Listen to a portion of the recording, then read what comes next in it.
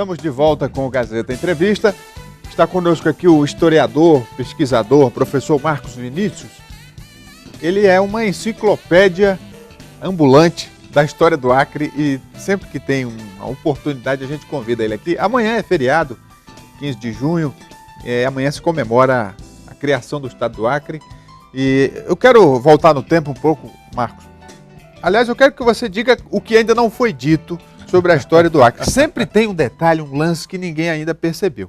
Pois é, mas eu quero começar fazendo esse retrospecto, dizendo o seguinte: o que é que mudou de fato na vida da população com essa transição de território federal para estado, né?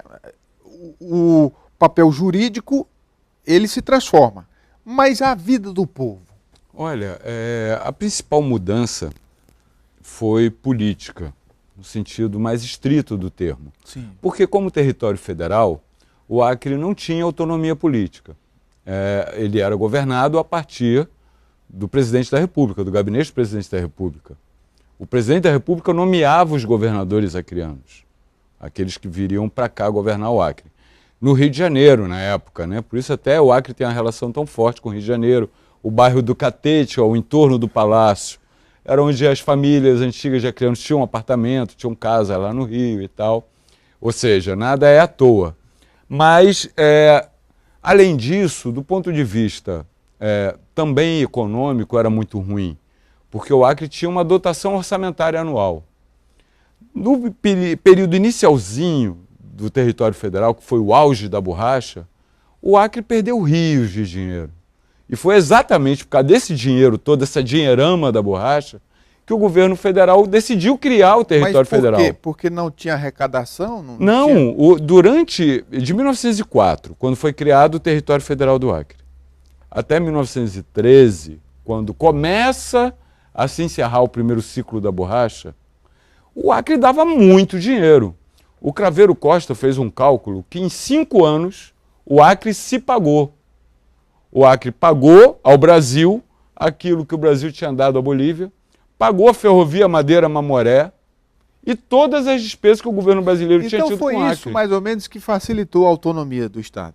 Não, pelo contrário, isso dificultou, porque o governo federal não queria mas que o dinheiro ficasse aqui. No sentido de que alguém tinha que fazer algo, né, o povo do Acre, para que esse recurso ficasse aqui. Pois é, mas só que demorou 58 anos. Em 13, quando acabou o ciclo da borracha, a borracha entra numa longa decadência, e aí na década de 20 já não era mais negócio virar Estado. Era melhor virar território federal, porque o Acre não tinha mais como se manter, independentemente, autonomamente do ponto de vista econômico. Só em 42 voltou a ter o segundo ciclo da borracha. E a borracha voltou a dar dinheiro de novo, mas foi um período muito curto, de apenas 3 anos, de 42 a 45. Nesses intervalos, fora os 2 ciclos da borracha, o Acre sempre deu prejuízo para o governo federal.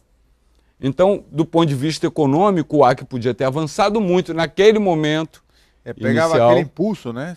Impulso. Não tinha nada no Acre quando o Acre foi criado como território federal em 1904. Não tinha escola, não tinha repartições públicas. Para funcionar a sede da intendência municipal tinha que alugar prédio. Ô Marcos, você que acompanhou parte da história e pesquisou o que não viveu, hoje o Acre, ele já assimilou essa condição de Estado, na sua opinião? Acredito que sim, porque, como eu dizia, a principal mudança foi política. A partir da transformação do território em Estado, os acreanos passaram a eleger não só os representantes do Poder Executivo, prefeito e governador, mas também os representantes do Poder Legislativo, que não existia. Mas eu digo assim, no fundo, ainda não tem algum resquício dessa cultura... Não, tem muito. Antiga, muito. Né? Da cultura dos seringais, das relações de exploração. Não, tem muito. Da figura do Estado, do papel jurídico como o ente regulador, absolutamente ausente, não tem um resquício disso? Tem muita coisa. A começar pelo funcionamento do aparelho do Estado, é pautado, sempre foi e continua sendo em alguma medida, pelo clientelismo, pelas relações pessoais, sim, muitas vezes, assistencialismo aos mais pobres, ao invés de ter encaminhamento de dignidade, de trabalho e renda, muito assistencialismo. Do tempo dos seringais se herdou a figura do fiado, que é uma instituição acriana. Aqui no Acre é uma maravilha, né? A gente paga táxi fiado. Do país que ainda tem. Agora, eu estava analisando essa semana, o Acre é muito grande territorialmente falando. Agora tem uma população pequena. Sim. Então isso faz com que as relações sejam muito mais próximas. Exatamente. Sabe, aqui a gente encontra com o deputado, com o senador, na padaria, no supermercado, e fala com ele como se fosse um vizinho. Normal. Em nenhum lugar do Brasil tem isso. É verdade. Mas o fiado é uma instituição acriana.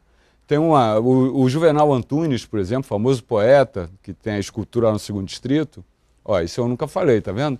Ele recebia sempre por exercício findo. Ele era procurador do território, mas ele não recebia salário, porque o dinheiro não chegava. Para trazer dinheiro para cá, tinha que vir uma mala de dinheiro no barco, no vapor, para poder pagar o funcionalismo e tal. Imagine quantas vezes a mala não sumiu.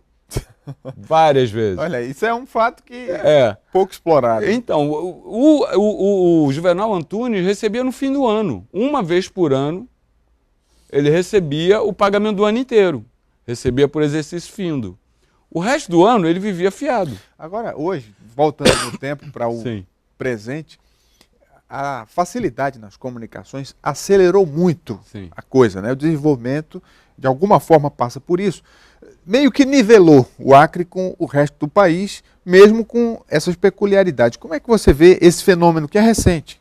Olha, é muito interessante a maneira como a comunicação se dá hoje, né? Em tempo real e com uma diversidade de opiniões absurdas. Eu acho que o acreano se deu muito bem com isso, porque sempre foi característica, principalmente do jornalismo acreano, uma ironia, um sarcasmo, a crítica bem-humorada dos problemas. Eu vou te dar um exemplo. No governo Vanderlei Dantas, ele resolveu remodelar a frente do palácio e aí mandou arrancar a fonte luminosa, que tinha sido um presente ao bispo, mandou arrancar o obelisco aos heróis da Revolução, que depois Geraldo Mesquita refez, e mandou instalar uma escultura de metal cheia de pontas, assim, que depois eu vim a saber que é uma representação de uma seringueira. Mas era um escultor famoso no Brasil e tal. E aí o governador comprou aquilo achando que ia ser chique e tal. Botou na frente do palácio. O povo do Senadinho olhou aquele negócio, aquela escultura de metal. Que diacho é aquilo, rapaz? Bom, um negócio de metal cheio de ponta.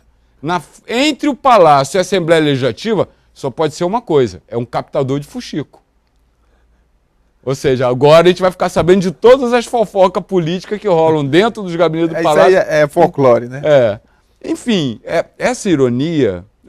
Em que outro lugar você tem um senadinho popular? Aquela inscrição lá no Senado, né? Quando o povo fala... Ou é, ou foi, ou será. Então, isso aí resume mais ou menos a história. Mas assim, se a gente for analisar o Acre de hoje, né? Quer dizer... projetando o futuro do Estado, como é que você enxerga, como historiador, a evolução do povo do Acre, como Estado, como civilização, como um povo que conseguiu construir, com tudo isso, uma identidade própria? O acreano, no geral, tem uma característica extraordinária, que é a resistência. Toda vez que chega alguém de fora querendo dizer como o Acre é, ou tem que ser, os acreanos não se conformam com isso e resistem. Ou seja, esse período do território federal, dessa dificuldade com governadores nomeados estranhos ao Acre, meio que... criou isso, né? Criou essa capacidade de defesa. Desde o início, Revolução Acreana, movimento autonomista, depois quando vieram tirar a floresta, houve novo movimento de resistência. Acho que é por isso que falam que o Acre é enjoado, né? É enjoado, é pobre, mas é enjoado. E a transformação de território em Estado trouxe para o acreano uma coisa muito importante, que é a democracia.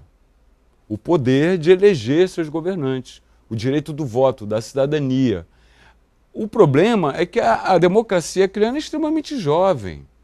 Se a gente for fazer os cálculos, de 62, quando foi inaugurada a democracia no Acre, porque virou Estado, até hoje, são 55 anos. Mas aí teve a ditadura. Nesse período de 55, teve 20 perdidos que foi não pela deu ditadura. Pra amadurecer. Ou seja, temos 35 anos de democracia. É natural que velhos e arraigados problemas ainda continuem existindo. mas acredito que a tendência seja isso melhorando. Muito bem, Marcos Vinícius, historiador, pesquisador, professor, aqui dando uma aula para a gente de história do Acre. Pois é, amanhã, esse feriado, que a gente... É também um momento de fazer uma reflexão, né? Claro. Saber para que rumo o Acre está indo. Né? Pensar no melhor para o Acre e cada um poder fazer a sua parte. É isso aí. Vamos fazer um intervalo, Gazeta Entrevista volta daqui a pouquinho. É só um instante, até já.